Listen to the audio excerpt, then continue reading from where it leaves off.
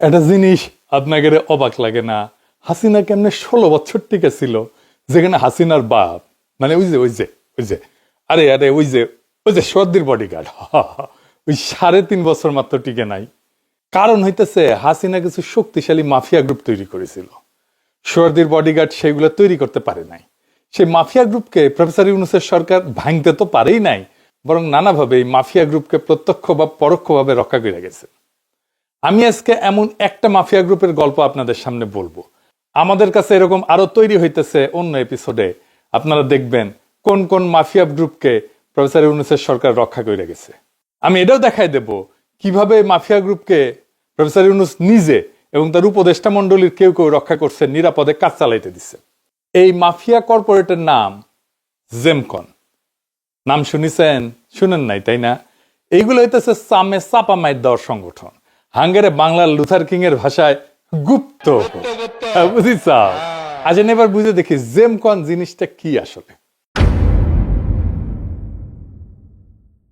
Homo এরশাদ মানে হোসেন মোহাম্মদ এরশাদ আর কি। হাঙ্গেরে আমলে কইতাম হোসেন মোহাম্মদ এরশাদ, আর কেউ কেউ কইতো লেজে হোমো এরশাদ মানে লেফটেন্যান্ট জেনারেল হোসেন মোহাম্মদ এরশাদ। তো যাই হোক, ওরা আমলে হঠাৎ ধনী হয় এক রিটায়ার্ড আর্মি অফিসার, কেউ তারে চিনত না। তার নাম লেফটেন্যান্ট কর্নেল কাজী শাহেদ আহমেদ। এই পাজি শাহেদ এটা খুব ইন্টারেস্টিং ক্যারেক্টার। এই মাল জয়েন করে পাকিস্তান আর্মিতে। 1971-এ পাকিস্তান আর্মির হয়ে সগৌরবে বাঙালি নিধন করেছে। পাকিস্তান সরকারের প্রতি অনুগত ছিল। অনেক বাঙালি সেনা অফিসার পলায় এসে মুক্তিযুদ্ধে জয়েন দিলেও সে কলে দেয় নাই। কিন্তু কি তামাশা, 1980-র দশকে এই মালডাই মুক্তিযুদ্ধের চেতনাপন্থী হয়ে কবি, লেখক, সাহিত্যিক, সাংবাদিক, বুদ্ধিজীবী, সংস্কৃতি কর্মীদের গডফাদার হয়ে ওঠেন। ওই সময় খবরের কাগজ বইলা একটা সাপ্তাহিক এবং 80-র দশকের শেষে দৈনিক আজকের কাগজ প্রকাশ করে রাতারাতি দেশের ক্ষমতা কাঠামোর প্রভাবশালী এক ব্যক্তি হয়ে ওঠেন। আমরা প্রথম তার নাম শুনি। তবে এই আজকের কাগজ পত্রিকার মাধ্যমে বাংলাদেশে প্রিডেটরি জার্নালিজম বা মতলববাজদের শিকারী সাংবাদিকতা ভয়ঙ্কর যুগের সূচনা হয়েছিল, যেই শিকারী সাংবাদিকতার গডফাদার ছিল ইন্ডিয়ার নিজে। শিকারী সাংবাদিকতা কি বুঝে দেওয়া লাগবে? তা অবশ্য লাগবে, কারণ এই শিকারী সাংবাদিকতা না বুঝলে ফুন্দের আলওয়ার দিল্লি স্টার বোঝা যাবে না। আসেন এটা কি বুঝে আসি। এই শিকারী সাংবাদিকতা বলতে এমন এক সাংবাদিকতাকে বোঝায় যেখানে সংবাদ মাধ্যম সত্য অনুসন্ধান বা জনস্বার্থের পরিবর্তে ইচ্ছাকৃতভাবে কাউকে টার্গেট করে ক্ষতি করার জন্য তথ্য ব্যবহার করে। অর্থাৎ সংবাদকে অস্ত্র বানায়, ব্যক্তিগত, রাজনৈতিক বা বাণিজ্যিক স্বার্থ হাসিল করে। সহজ ভাষায় সাংবাদিকতা সেখানে তথ্য দেওয়ার জন্য না, বরং কাউকে শিকার বানানোর জন্য করা হয়। এই জন্যই বাংলাদেশের মানুষ এদেরকে বলে সাংঘাতিক। এই সাংঘাতিকরাই হইতেছে প্রিডেটরি জার্নালিস্ট, যাদের সূতিকাগার ছিল আজকের কাগজ। আর তারই ধারাবাহিকতায় জন্ম নিছে ফুন্দের আলো আর দিল্লি স্টার। এই আজকের কাগজই পরে জন্ম দেয় ভোরের কাগজ, আর সেই কাঠামোই ফুন্দের আলো হিসেবে আত্মপ্রকাশ করে। ভোরের কাগজে কিন্তু মতিউর রহমানও ছিল। এই আজকের কাগজের প্রথম সম্পাদক ছিল নাইমুল ইসলাম খান, ওরফে নো আইডিয়া। মনে আছে? এইটা সাহেব আবার দেখা দেন। No idea at all, no idea at all, কোনো মর্যাদা নাই।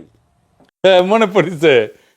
এই আজকের কাগজ ছিল বাংলাদেশের সাংবাদিকতার যে ইন্ডিয়ান কর্তৃত্ব প্রতিষ্ঠা হয় সেটার ইনকিউবেশন। ওইখানে তা দেওয়া হয়। মুরগি যেমন তা দিয়ে ডিম ফুটায়, ইন্ডিয়া তা দিয়ে ডিম ফুটাইছে বাংলাদেশের যত ইন্ডিয়াপন্থী সাংবাদিক উঠি থেকে। আজকে যে প্রায় পুরা সাংবাদিক সমাজ দেখেন আওয়ামী লীগের দালাল, ভারতীয় আজ্ঞাবহ, ইসলাম বিদ্বেষী, তার সূতিকাগার ছিল এই আজকের কাগজ। আমি নাম বলি কয়েকটার। কারাই আজকের কাগজের সেই সাংঘাতিক ছিল, নাম শুনলেই বুঝবেন। এবং এটাও বুঝবেন যে আজকের কাগজ পত্রিকাটা আসলে কি মাল ছিল। এটাও বুঝবেন আজকের কাগজ ছিল বাংলাদেশে ইন্ডিয়ান একটা স্ট্র্যাটেজিক ইনভেস্টমেন্ট। আমি আগে সাংবাদিকদের নাম কই। নঈম নিজাম চিনিছেন? মুন্নি সাহা, আপনার অনুভূতি কি চিনিছেন? সৈয়দ বোরহান কবির চিনিছেন? সৈয়দ ইস্তিয়াক রেজা, শ্যামল দত্ত, মঞ্জুরুল হাসান বুলবুল, জয় মামুন, এমনকি মানব জমিনের মতিউর রহমান। শুধু তাই না, আপনি আর্কাইভ থেকে আজকের কাগজের প্রথম দিককার পত্রিকার কলামগুলো দেখেন, সব কলকাতার লেখক। মানে সব নাম মনে নাই, এর মধ্যে ছিল যেমন শীর্ষেন্দু, সুনীল গঙ্গোপাধ্যায়, সঞ্জীব চট্টোপাধ্যায়, এরা। বুঝেছেন তো? এটাই ছিল সে ইন্ডিয়ান সাংবাদিকতার ইনকিউবেটর। এই পাজি শাহেদের আমল শেষ হওয়ার পর তার 3 গুণধর পুত্র এই জেমকলের হাল ধরে। তারপর কি হয়? তারপর তো ব্যাবাক ফকফকা। কাঁঠাল রানীর জামানায় এমন কোন সেক্টর ছিল না যেখান থেকে এরা মধু খায় নাই, খালি মধু খেয়েছে। বিদেশে অর্থ পাচার করেছে, অবৈধ বাণিজ্য করেছে, নৈশ ভোট, দামি ভোট সহ সকল নির্বাচনে এমপি হয়েছে। মিডিয়া, খেলাধুলা, শিক্ষা, এনজিও ব্যবসা, শিল্প সাহিত্যের ভিতর দিয়ে রাজনৈতিক এবং সাংস্কৃতিক আধিপত্য কায়েম করছে। কাজী সাহেবের 3টা ছানা হইতেছে কাজী নাবিল, কাজী আনিস, কাজী ইনাম। আর এই 3টা ছানার সাথে হাসিনার বাকশাল ছিল তামাক আর ফিল্টারের মতো দুজনে দুজনার। তারেক রহমানের আর এক কৌতুকপ্রদ নাম হইতেছে খাম্বা। অনেকে বলে খাম্বা তারেক। আন্তর্জাতিক মিডিয়াতেও এই খাম্বা তারেক নামটা লেখা হয়েছে। তারেক রহমানের বিশিষ্ট প্রিয় পাত্র বাঙ্গু প্রেসিডেন্ট সুপ্পু, সেও এই খাম্বার নামটা কয়। শুনেন। অস্তিত্বের প্রশ্নে আগে কি লুট হলো, আগে সম্পদ কোথায় গেল, বিদ্যুতের নামে খাম্বা হলো, এগুলো আপনারা দেখবেন, বিচার করবেন। আমি আপনাদেরকে প্রভোগ করব না, আপনাদের বিবেকের উপর ছেড়ে দেব। শুনেছেন কেন খাম্বা বলা হয়? কারণ বিএনপি নেতৃত্বাধীন 4 দলীয় জোটের 2001 থেকে 2006 পর্বের শাসনামলে বৈদ্যুতিক খাম্বা বিষয়ে তারেক রহমানকে জড়ায় যে দুর্নীতি, বহু আলোচনা এবং সমালোচনার জন্ম দিছিল, সেইটার সাপ্লাই নাকি তারেক রহমান করছিল, খাম্বার সাপ্লাই। তারেক রহমান খাম্বার সাপ্লাই আর কি করেছে জানি না, তো এই খাম্বার সরবরাহ সবচেয়ে বেশি করেছিল যে কোম্পানি, তার নাম জেমকন, আর তার মালিক দুর্বৃত্ত বেনিয়া পাজি শাহেদ আহমেদ। কেমনে এই কাজটা করেছিল আসেন সেটা দেখি। পাজি শাহেদ এরশাদের আমলে সামরিক বেসামরিক আমলাতন্ত্রের উপর প্রভাব বিস্তার করে নীতি পরিবর্তন করে বিদ্যুতের খুঁটির জন্য আগে কাঠের খুঁটি, গাছের খুঁটি ব্যবহার করা হইতো, সেটার বদলে কংক্রিটের খাম্বা ব্যবহারের সুযোগ তৈরি করে ফেলে। তারপরে ঘুষ দুর্নীতির মাধ্যমে কয়েক গুণ বেশি দামে নিজেই সে কংক্রিটের খাম্বা বেচা শুরু করে অল্প দিনের মধ্যে প্রভূত সম্পদের মালিক হয়ে যায়। এইভাবে রাষ্ট্রীয় সম্পদ লুট করে বাংলাদেশে যে দুর্বৃত্ত ধনিক শ্রেণীর উদ্ভব হয়, তার এক উৎকৃষ্ট নমুনা হইতেছে এই বাটপার পাজি শাহেদ। দেশের নাম করে পল্লী বিদ্যুতায়ন বোর্ডের জন্য ঋণ করে আনা অর্থ দুর্নীতির মাধ্যমে চলে গেছে এই পাজি শাহেদের অ্যাকাউন্টে, যার বড় অংশ হুন্ডি করে নিয়ে গেছে ইউরোপ, আমেরিকা সহ পৃথিবীর নানা দেশান্তরে। এভাবেই শুরু হয় জেমকনের উত্থান। সেই অর্থে খাম্বা উপাধি পাওয়ার আসল দাবিদার এই পাজি শাহেদ। এবার আসেন দেখি জাউরা নাম্বার 1 পাজি শাহেদের 1 নাম্বার পোলা কাজী নাবিল আহমেদের আমলনামা। কাজী নাবিল বিনা ভোটে এমপি হয়েছিল 2014, 2018, 2024-এ। তারপরে এই সিস্টেমের কেন্দ্রে বৈশা জেমকম গ্রুপের জন্য অঢেল ঋণের বন্দোবস্ত করে অর্থ পাচারের সকল পথ এবং পন্থা নির্মাণ করছিল। ব্যাংক এবং বিভিন্ন আর্থিক প্রতিষ্ঠান থেকে ধার করা সেই অর্থের পুরাটাই এখন খেলাপি ঋণে পর্যবসিত হয়েছে। কি তামাশা দেখেন, কপাল ভালো এখন তো এমপি হবার পারবে, খেলাপি ঋণ গ্রহীতা না হইলে তো আর এমপি হওয়া যায় না। বাংলাদেশ ব্যাংকের গভর্নর হয়ে যেতে পারে। জুলাই গণ অভ্যুত্থানের একদম চূড়ান্ত পর্বে 4 আগস্ট যশোর আওয়ামী লীগ, যুবলীগ এবং ছাত্রলীগের সশস্ত্র গুন্ডা পান্ডা নেতা কর্মী খুনিদের একটা জঙ্গি মিছিলের নেতৃত্ব দেয় পলাতক অবৈধ এমপি কাজী নাবিল আহমেদ। তার সেই র্যালি সমাবেশের ব্যানারে সন্ত্রাস জঙ্গিবাদ কথাটা লেখা ছিল। এত সব অপকর্মের পরেও ফ্যাসিবাদের পতনের পরে এরা দেশে ছিল। শীর্ষ সেনা নেতৃত্বের সহায়তায় নির্বিঘ্নে দেশ ছেড়ে পালায় গেছে। সম্প্রতি দুদকের তদন্ত রিপোর্টে দেখা গেছে 2018 থেকে 2024 সালের মধ্যে মাত্র 5 বছরে দুর্বৃত্ত কাজী নাবিল আহমেদের সম্পদ 1000 গুণ বৃদ্ধি পেয়েছে। ধানমন্ডির বিশাল সরকারি সম্পত্তি দখল করে বানানো আবাহনী ক্লাবকে ব্যক্তিগত সম্পত্তিতে পরিণত করে বাংলাদেশের ক্রীড়া জগতের মধ্যে কর্তৃত্ব স্থাপন করছিল এই দুর্বৃত্ত। পাজি শাহেদের 3 পোলা গুন্ডা শেখ কামালের গড়া এই ক্লাবের মালিক মোক্তার হোমরা সোমরা কর্তা ব্যক্তি। সেই সুবাদে তারা ঢুকে পড়ছিল সর্বত্র, cricket board, football federation, golf tournament, কোথায় ছিল না এই মালগুলা। এরপর জাউরা নাম্বার 2 কাজী ইনাম আহমেদের আমলনামা। সোহরাদ্দি বডিগার্ডের দ্বিতীয় কন্যা সুরনি শেখ রেহানার পোলা রাজন মুদির সিদ্দিক ববির ঘনিষ্ঠ বন্ধু হইতেছে কাজী সাহেদের ছোট ছেলে কাজী ইনাম আহমেদ। বিগত সরকারের আমলে দীর্ঘ 1 যুগ বাংলাদেশের ক্রিকেট বোর্ডের ডিরেক্টর ছিল। প্রফেসর ইউনূস সরকারের 8 আগস্ট দায়িত্ব নেওয়ার পরেও দীর্ঘ 14 মাস এই পদটা সে অলঙ্কৃত করে বসে দেখছে। এমনকি আসিফ মাহমুদ সজীব ভুইয়া তাকে সরায়নি। সবচেয়ে বিস্ময়কর ঘটনা হইতেছে 2025-এর 15 সেপ্টেম্বর কাজী ইনামের বিরুদ্ধে দুদক দুর্নীতির মামলা দায়ের করার পর মাথায় হুলিয়া নিয়া অক্টোবর মাসের শুরুতে সে অনায়াসে ঢাকা আন্তর্জাতিক বিমানবন্দর পাড়ায় থাইল্যান্ডে পালায় যেতে সক্ষম হয়েছে। সেখানে কিছুদিন থাকার পরে থিতু হয়েছে লন্ডনে। কে তাকে পালায় যেতে সাহায্য করলো সে এক বিস্ময়। আমি বলবো না কে তাকে পালায় যেতে সাহায্য করছে, তবে আমি আপনাদের একটা ক্লু দেই। প্রধান উপদেষ্টা ডক্টর মোহাম্মদ ইউনূসের সহকারী লামিয়া মোর্শেদের ফুফাতো বোন জামাই হইল এই কাজী ইনাম আহমেদ। বুঝেছেন রসুনের জায়গায়? অন্তর্বর্তীকালীন সরকারের প্রধান উপদেষ্টার বিশেষ সহকারী পদের প্রভাব ব্যবহার করিয়া লামিয়া নানাভাবে এই দুর্বৃত্ত পরিবারকে সহায়তা করার চেষ্টা করছে বলে তথ্য আছে নানা জায়গায়।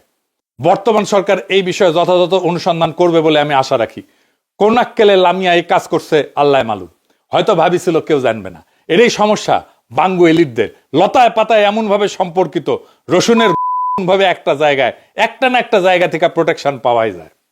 এরপর জাউরা নাম্বার 3 কাজী আনিস আহমেদের আমলনামা। কাজী সাহেদের মেজো ছেলে কাজী আনিস আহমেদ আবার উচ্চ লেভেলের বাটপার, পুরাই ব্রেন তার এডুকেশনে ভর্তি। ইংরেজিত কিবা কিবা লেখে, ইংরেজি যেহেতু লেখে ঠিকই লেখে। আন্তর্জাতিক গণমাধ্যমে প্রবন্ধ এবং মতামতধর্মী লেখা চাপায় সে প্রতিষ্ঠা করার চেষ্টা করছে যে বাংলাদেশে ইসলামী মৌলবাদের দিকে ঝুঁকে পড়িছে, আর সে দেশে এই বিপদের বিরুদ্ধে একমাত্র বিকল্পের নাম হইতেছে শেখ হাসিনার ফ্যাসিবাদ।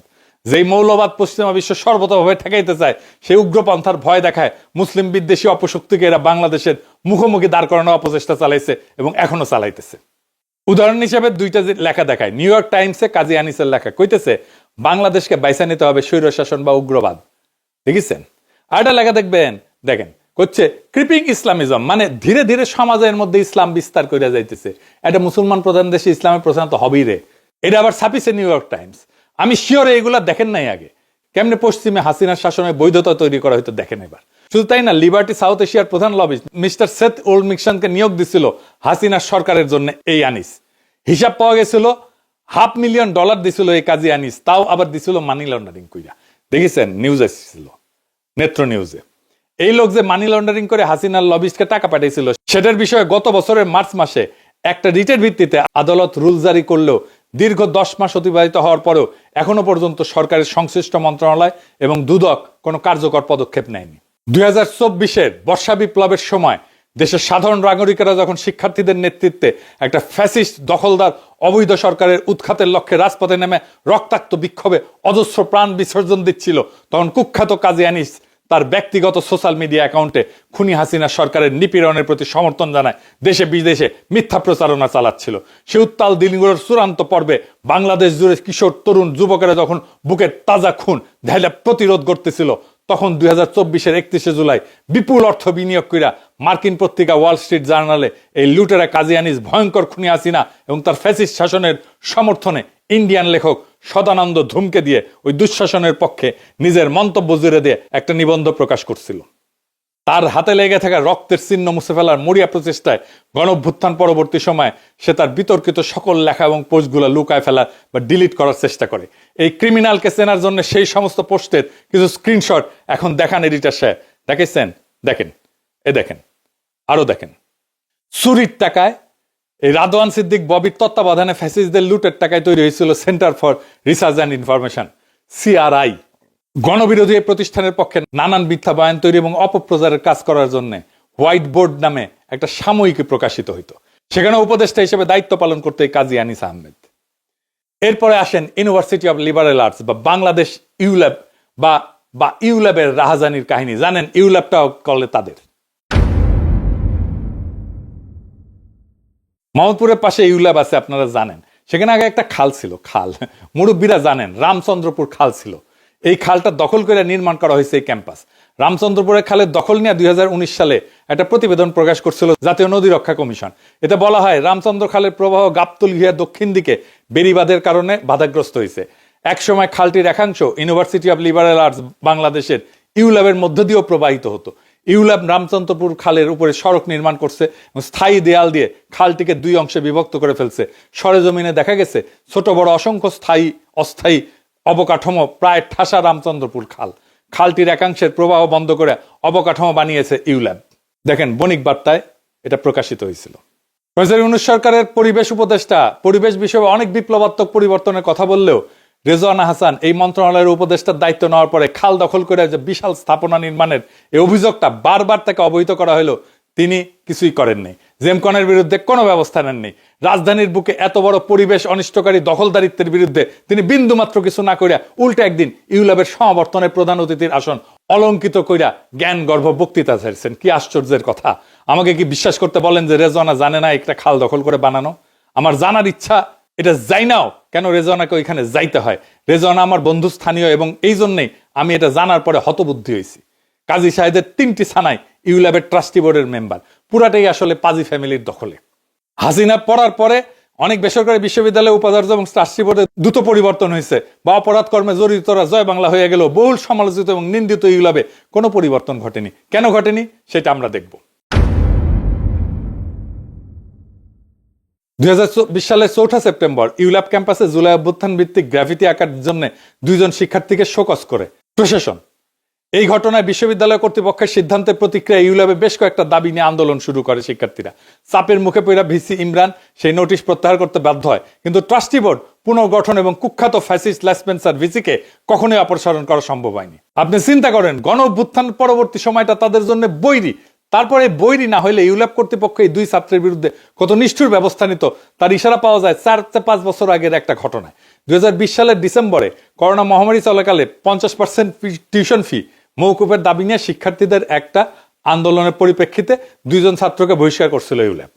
শুধু তাই না, ভয়াবহ দুঃসময় কুখ্যাত পাজি পরিবার তাদের রাষ্ট্রীয় ক্ষমতা ব্যবহার করে বর্বর পুলিশ লেলাই দিয়ে পিটায় রক্তাক্ত করে আলোচ্য 2 শিক্ষার্থীকে জেলে পড়ছিল। মিডিয়া স্টাডিজ এবং জার্নালিজমের 8ম সেমিস্টারের শিক্ষার্থী রায়হান আতিক এবং সাদাত মাহমুদের বিরুদ্ধে মিথ্যা মামলা দায়ের করে ওই বিশ্ববিদ্যালয় তখন জঘন্য দৃষ্টান্ত স্থাপন করছিল। একে শুধু রাষ্ট্রীয় ক্ষমতার অপব্যবহার বলে ধরে নিলে কম বলা হবে। এমন আচরণ মানবতা বিরোধী অপরাধের পর্যায়ভুক্ত। এই 2 শিক্ষার্থী জামিনে বের হওয়ার পর তাদের শারীরিক ও মানসিক যন্ত্রণা, মামলা মোকদ্দমার পেছনে ঘোরার কষ্ট এবং সামাজিক গঞ্জনার বেদনা সইতে না পেরে এদের একজন সাদাত মাহমুদ কয়েক মাস পর আত্মহত্যার পথ বেছে নিয়েছিল। সাদাত মাহমুদের বন্ধু, আত্মীয় স্বজন, পরিবার যারা আছেন, সাদাত আহমেদের আত্মহত্যা নিয়ে, তাকে আত্মহত্যায় প্ররোচিত করা নিয়ে আপনারা মামলা করেন। আমি ব্যক্তিগতভাবে এই মামলার খোঁজ খবর নেব। যেই অপরাধীরা সেই দিন এই প্রতিবাদী তরুণকে আত্মহত্যার দিকে ঠেলে দিছিল, সে দুর্বৃত্ত কাজী পরিবারের ক্ষমা নাই, তাদের বিরুদ্ধে মামলা করেন। ঘৃণিত অপরাধের বিচার না করা গেলে আল্লাহ রাব্বুল আলামিন আমাদের ক্ষমা করবেন না। মামলা হইলে আমি এটার অগ্রগতির বিষয়ে নিয়মিত খোঁজ খবর রাখবো ইনশাল্লাহ। এই ইমরান, ভিসি ইমরান গণ অভ্যুত্থানে অংশগ্রহণকারী শিক্ষার্থীদের যৌক্তিক আন্দোলন ঠেকাইতে নিজের অনুগত ছাত্রলীগের কর্মীদের দিয়ে পাল্টা মিছিল করাইছিল। চিন্তা করেন, ওই সময় ইউল্যাবের দেয়ালে শিক্ষার্থীরা যে যৌক্তিক দাবিগুলো লিখছিল সেগুলো পড়েন, দেখেন। এটা সব দেখান একটা একটা করে আন্দোলনের কিছু ছবি দেখেন। এবার আসেন দেখি যে এরা যে শুধু দেশে বাটপারি করছে তা না, এরা আন্তর্জাতিক বাটপারিতেও খ্যাতিমান। আন্তর্জাতিক প্রতিষ্ঠানকেও দখলে নিছে কিভাবে, আসেন সেটা দেখি। পেন, এই যে PEN, এটা কবি, লেখক, সাহিত্যিকদের মত প্রকাশের স্বাধীনতার পক্ষে সক্রিয় একটা আন্তর্জাতিক সংস্থা। বিশ্বব্যাপী প্রতিবেদী সাহিত্যের প্রচারক।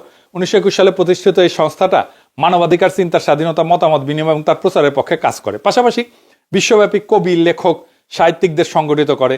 বাংলাদেশেও তাদের শাখা আছে, পেন বাংলাদেশ নামে পরিচিত। এই পেন কিন্তু অনেকে অ্যাসাইলাম দিছে। আমি তাদের নাম বললাম না, আমি জানি কারা পেনের অ্যাসাইলাম নিয়ে এসে বিভিন্ন ইউরোপের বিভিন্ন দেশে বৈশা গুটু করে এবং কাজ করে এবং বেকার ভাতা খায় আর কি, লেগালেগি তো করে।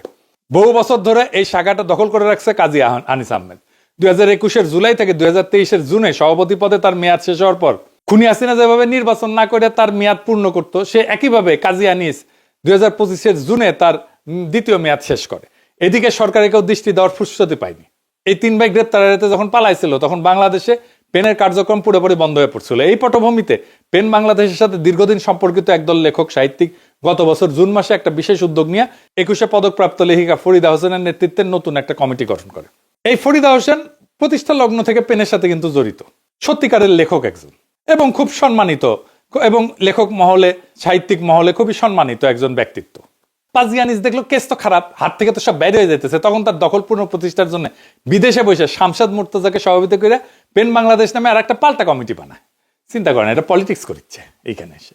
কেন বানায়? কারণ ফ্যাসিবাদ মুক্ত বাংলাদেশে নতুন সমাজ এবং বন্দোবস্তের বিরুদ্ধে আন্তর্জাতিক পরিসরে অপপ্রচার চালাবে কাজী আনিসের এই পকেট কমিটি। হাসিনার পক্ষে বয়ান উৎপাদন করবে, ফ্যাসিবাদের পক্ষে বয়ান উৎপাদন করবে, আওয়ামী লীগের পক্ষে বয়ান উৎপাদন করবে, ইন্ডিয়ার পক্ষে বয়ান উৎপাদন করবে। এই শামসাদ মুর্তজা ইউল্যাবের ইংরেজি বিভাগে শিক্ষকতা করে, মানে কাজী আনিসের একজন কর্মচারী। আমরা আর মামুরা আর কি। বাটপার কাজী পরিবারের বিভিন্ন শুভাকাঙ্ক্ষী অন্তর্বর্তীকালীন সরকারের শিক্ষা উপদেষ্টা অধ্যাপক সিয়ারা আবরারকে প্রভাবিত কইরা শামসাদ মুর্তজাকে ইউল্যাবের ভিসি পদে নিয়োগ দিতে সক্ষম হয়েছে। খুবই দুঃখজনক যে এই সমস্ত ধনাঢ্য লুটেরা পরিবারের কাছ থেকে ভবিষ্যতে প্রত্যক্ষ বা পরোক্ষ কোনো সুবিধা লাভের আশায় অন্তর্বর্তীকালীন সরকারের কিছু উপদেষ্টা বিভিন্ন ধরনের আপোষ রফা সেরে রাখছেন। এই কাজী আনিস এবং শামসাদ মর্যাদা মুজিব 100 নামে শত কোটি টাকার সরকারি প্রকল্পে সোহরাওয়ার্দীর বডিগার্ড শেখ মুজিব বিষয়ক আন্তর্জাতিক প্রকাশনা সম্পাদনা কমিটির গুরুত্বপূর্ণ সদস্য ছিল। খুনি হাসিনার দীর্ঘ দুঃশাসনে বিভিন্ন কারণে নির্যাতিত কবি, লেখক, সাহিত্যিক, সাংবাদিকদের পক্ষে কখনোই পেন বাংলাদেশ কোনো কথা বলেনি, কোথাও বক্তৃতা বিবৃতিও দেয়নি। এমন কোনো খবর পৃথিবীর কোথাও কোনো সংবাদ মাধ্যমে ছাপা হয়নি। কেন হয়নি বুঝেছেন? এভাবেই তারা আমাদের ন্যায্য প্রতিবাদ প্রতিরোধের কণ্ঠকে বন্ধ করে রাখছিল জাতীয়ভাবে এবং আন্তর্জাতিকভাবে। সেই দখলদারি এখনো যায় নাই। এবার আসেন কাজী আনিস পরিবারের লেসপেন্সার এবং তল্পি বাহকদের তথ্য তালাশ করি, তাদের পার্টনার্স ইন ক্রাইম আর কে। ইন্ডিয়ার 1 নম্বর অনুগত বাকশালী অর্থনীতিবিদ রেহমান সোবানের পোলা জাফর সোবান ঢাকা ট্রিবিউনের প্রতিষ্ঠাতা সম্পাদক এবং শেয়ার হোল্ডার। বাটপার কাজী আনিস আহমেদের সাথে তার ঘনিষ্ঠতা মতদর্শকত, যা গভীর রাজনৈতিক এবং সাংস্কৃতিক বন্ধনে আবদ্ধ। জাফর সোবান কাজী পরিবার পত্রিকা থেকে একটু সরে এসে অজানা হসেনা গোপন কোনো রহস্যজনক পক্ষের কাছ থেকে বিনিয়োগ জুটায় নতুন এক উদ্যোগ নিয়ে দ্য কাউন্টার পয়েন্ট নামে প্রকাশনা শুরু করছে। এর উপরে দাঁড়ায় বিএনপির গবেষণা শাখা ব্রেইনের সাথে মিলেমিশে কামকাজ শুরু করছে। পুরাই ব্রেইন আর এডুকেশন আর কি, ব্রেনটে ভরপুর এডুকেশন আর কি। জাফর সোবানের দ্রুত পরিবর্তনশীল এরকম আনুগত্যের মেয়াদকাল এবং সততার ভিত্তি বিএনপির পণ্ডিতরা কিভাবে কোন মানদণ্ডে পরিমাপ করবে তা কেবল তারাই ভালো জানেন। স্বাধীন বাংলাদেশের সকল সম্ভাবনাকে গলা টিপে হত্যা করছিল যে খলনায়ক, সে খুনি মুজিবের প্রশংসা কইরা জাফর সোবান যে বছরের পর বছর অজস্র নিবন্ধ, প্রবন্ধ, স্তুতিপূর্ণ রচনা ফাঁদছিলেন, সেগুলো স্মৃতি সে কিভাবে মুছবে? পাশাপাশি তাকে জবাব দিতে হবে শহীদ প্রেসিডেন্ট জিয়াকে, তিনি যে বিভিন্ন সময় বাংলাদেশের স্বাধীনতা বিরোধী, একজন তুচ্ছ মেজর, গণতন্ত্র হত্যাকারী, সামরিক স্বৈরাচারী শাসক এবং পাকিস্তানি চর বলে নানা লেখায় সম্পাদিত বিভিন্ন রচনায় বর্ণনা করছেন। সেই রেফারেন্সগুলো এখন কোন গর্তে সে লুকাবে? এবার আসেন দেখি প্রফেসর ইউনূস নিজেও এই দুর্বৃত্ত পরিবারকে কিভাবে রক্ষার চেষ্টা করছেন। এই সারমেয় কাজী শাবকদের খালা আমিরা হক, যিনি জাতিসংঘের উচ্চ পদে কাজ করার সুবাদে প্রফেসর ইউনূসের সাথে ঘনিষ্ঠভাবে পরিচিত, এই আমিরা হক এখন ফ্যাসিস্ট অনুরাগী ব্র্যাক ইন্টারন্যাশনালের নীতি নির্ধারণী বোর্ডের সদস্য। সব বাকশালী আর ইন্ডিয়ার দালালগুলো ব্র্যাকে কেন আশ্রয় পায়? ব্র্যাককে এটার জবাব দিতে হবে। আজিব বাত না? এই আমিরা হক গত 6 মাস আগে ডক্টর ইউনূসের সাথে দেখা কইরা তার গুণধর ভাগিনাদের গুম, খুন, মানি লন্ডারিং, ভোট ডাকাতি, লুটপাট, ঋণ খেলাপি সহ সকল মামলা থেকে নিষ্কৃতি দেওয়া এবং তাদেরকে নিরাপদে বিদেশে পাঠানোর আয়োজন করার তদবির করছেন। ঢাকার উচ্চ শ্রেণীর তথাকথিত ভদ্রমহিলা আমিরা হকের আহ্বানে সাড়া দিয়ে সুবোধ শাসক অধ্যাপক ইউনূস সরকারের বিভিন্ন নিয়ন্ত্রক সংস্থার প্রধানদের কাছে এই অপরাধীর জন্য কিছু করা যায় কিনা সেটা একটু পরীক্ষা নিরীক্ষা করে দেখার আহ্বান জানাইছে। বাহ বাহ, কি চমৎকার! প্রফেসর ইউনূস জুলাই আন্দোলনের অংশীজনদের জন্য কি করছেন আপনারা জানেন। আমি একটা সামান্য সাহায্য চাইছিলাম দেশে ফেরার ব্যাপারে, সেটা করেন নাই। কিন্তু হাসিনার সঙ্গী ফ্যাসিবাদের নাটবল্টুর জন্য ওনার আবেগ দেখা কাইন্দা দিচ্ছি আমি একেবারে। লুটেরা কাজী আনিস আহমেদের সবচেয়ে বড় তল্পি বাহক ছিল জুলফিকার রাসেল। সে বর্ষা বিপ্লবের পরে নিউ ইয়র্কে পালায় গেলেও এখনো বাংলা ট্রিবিউনের সম্পাদক হিসেবে তার নামই আছে। বাটপাড়া আনিসের বিশ্বস্ত সহযোগী জুলফিকারকে তার বন্ধুরা ফ্যাসিস্ট হাসিনার যে কনিষ্ঠ ভ্রাতা রাসেল না, তার আত্মায় ভর করা গীতিকার বলে মনে করে। শেখের জন্ম শতবর্ষে বিপুল রাষ্ট্রীয় অর্থ অপব্যয় করে পালন করা মহা আয়োজনে সে মুজিব 100 থিম সঙ্গীত লিখে এই গণশত্রুদের ঘনিষ্ঠ সহযোগিতা পরিণত হয়েছিল। কাজী আনিস আহমেদের অপকর্মে অন্য বড় সহযোগী ছিল জাহাঙ্গীরনগর ইউনিভার্সিটির শিক্ষক শামীম রেজা। কাজী আনিসের বডিগার্ড খ্যাত এই ব্যক্তি কবিতাও লেখে, ওরে আমার ওরে ওরে, আবার কবিতাও লেখে। এই শামীম রেজা আওয়ামী দুঃশাসকদের সাথে এতটাই ঘনিষ্ঠ ছিল যে সেই আমলের শাসকরা এই বিশ্ববিদ্যালয়ে বঙ্গবন্ধু এবং তুলনামূলক সাহিত্য সংস্কৃতি ইনস্টিটিউট প্রতিষ্ঠা করে তাকে এর পরিচালক পদে বসাইছিল। এই শামীম রেজার সাথে একযোগে কাজ করে বাংলাদেশ বিরোধী নিজেদের অনুগত ইন্ডিয়ান সাংবাদিকদের একটা নেটওয়ার্ক গড়ে তুলছে। এখনো এই নেটওয়ার্কটা জাতীয় নিরাপত্তার জন্য বিপজ্জনক গোষ্ঠী হিসেবে কাজ করছে। এই গ্রুপের কয়েকজনের মধ্যে আছে, ইন্ডিয়ানদের মধ্যে কয়েকজনের আছে ব্রজেশ উপাধ্যায়, ললিত ঝা এবং অদিতি খান্না। এইবার আসেন আমরা দেখে কিভাবে দেশের সম্পদ বিদেশে পাচার করছে। এই পরিবারটা আমেরিকায় টিটুলিয়া কাজী অ্যান্ড কাজী এই নামে একাধিক কোম্পানি খুলে দেশ থেকে অদেল সম্পদ পাচার করে বিদেশে নিয়ে গেছে। সেই সবের অজস্র প্রমাণ এখন দুদকের হাতে চলে আসছে। দুবাইয়ে গ্রিন পার্সপেক্টিভ এফজেডি নামে বাণিজ্যিক কোম্পানি গঠন করে সেই লাইসেন্সের আওতায় লবিং বা তদবিরের জন্য টাকা পাঠাইছে। To send money for lobbying এই শিরোনামে সরাসরি এই দেশ থেকে কোটি কোটি টাকা বিদেশে বেআইনিভাবে নিয়ে যাওয়ার প্রামাণিক দলিল দস্তাবেজ এখন তদন্তকারীরা জোগাড় করে ফেলছে। অথচ এই দুর্বৃত্তদের বিরুদ্ধে সর্বোচ্চ আদালতের নির্দেশনা নির্বাহী বিভাগ অগ্রাহ্য করছে। কাজী পরিবার এবং জেমকন গ্রুপের বিরুদ্ধে 3টে বিষয়ে ব্যবস্থা নেওয়ার জন্য অন্তর্বর্তীকালীন সরকারের প্রতি নির্দেশনা চেয়ে গত বছর 17 মার্চ স্বপ্রণোদিত হয়ে 2 জন নাগরিক হাইকোর্টে জনস্বার্থে একটা মামলা করছিল। জুলাই গণ অভ্যুত্থান বিরোধী প্রচারণা, সংখ্যালঘু সম্প্রদায়ের উপরে নির্যাতনের বানোয়াট কাহিনী ফায়দা, এর নানান বিবরণ বা ন্যারেটিভ ইউরোপ আমেরিকা সহ বিশ্বময় ছড়ানো, দেশ থেকে চুরি করে নিয়ে যাওয়ার চুরির অর্থে লবিস্ট নিয়োগ দিয়া দেশের বিরুদ্ধে বৈরী প্রচার চালানো এবং বিভিন্ন ব্যাংকের মাধ্যমে হাজার হাজার কোটি টাকা বিদেশে পাচার করার অভিযোগ তদন্ত এবং ব্যবস্থা গ্রহণের দাবিতে করা এই মামলায় হাইকোর্ট যথাযথ নির্দেশনা দিছিল। কিন্তু এই রিটের পরিপ্রেক্ষিতে দেশের সর্বোচ্চ আদালত রুল জারি করে 90 দিন সময় বেঁধে দিছিল।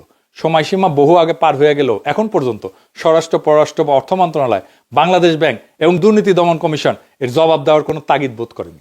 এর মানে হইতেছে উল্লেখিত প্রত্যেকটা বিভাগ, দপ্তর, সংস্থায় দুর্বৃত্ত কাজী পরিবারের প্রভাব এবং অবৈধ টাকার লেনদেন বেশ ভালোভাবে কাজ করছে। এবার আসেন, এবার দেখে ওদের প্রতিষ্ঠানগুলো কি কি।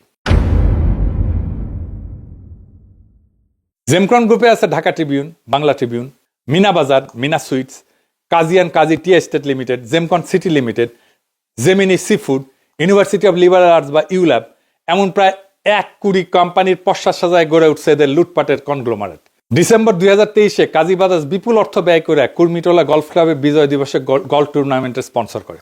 এভাবেই বাগে আনে সশস্ত্র বাহিনীর শীর্ষ অফিসারদেরকে। আর বাহিনীর ঊর্ধ্বতন কর্মকর্তারা কাজীদের অনুষ্ঠানে আমন্ত্রিত হয়ে দেশ সেরা লুটেরা ব্যবসায়ীদের সাথে মেলায় মেশার সুযোগ পেয়ে নিজেদের ধন্য মনে করে।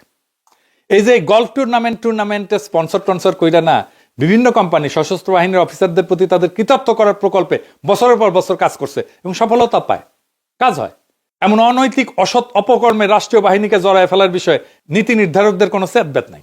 এই যে খেমকন শুধু 2023 না, 2019, 2021, 2022 সালেও আর্মি গলফ টুর্নামেন্টের স্পন্সর ছিল। শুধু তাই না, এই জেমকন বেক্সিমকো এবং সামিট গ্রুপের সাথে মিলে চট্টগ্রামে অনুষ্ঠিত জয় বাংলা কনসার্টের স্পন্সরশিপও করছিল।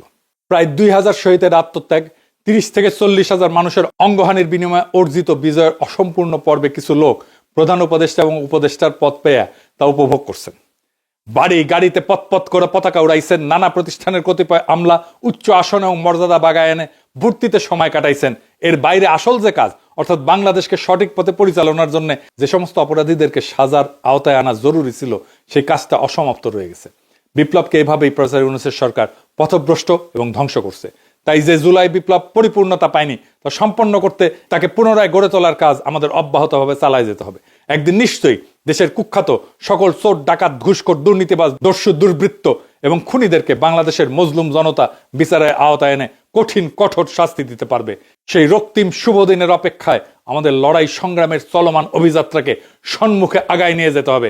আমরা ইতিহাসের সঠিক পক্ষে আছি, একদিন অবশ্যই বিজয়ী এবং কামিয়াব হব ইনশাল্লাহ। সেটাই আমাদের প্রকৃত আজাদী, বাংলাদেশের মানুষের প্রকৃত আজাদী। ইনকিলাব জিন্দাবাদ।